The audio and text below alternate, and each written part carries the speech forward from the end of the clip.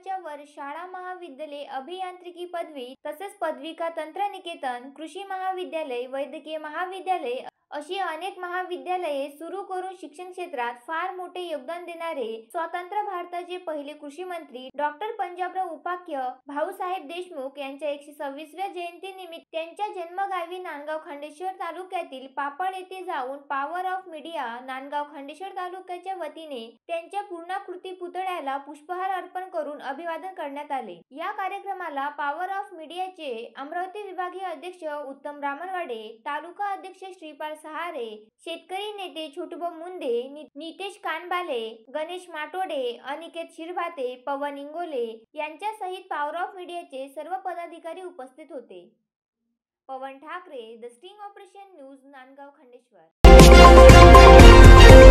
The sting operation news, सत्याचे दुसरे नाव, अन्यायावर लेखणीचा घाव।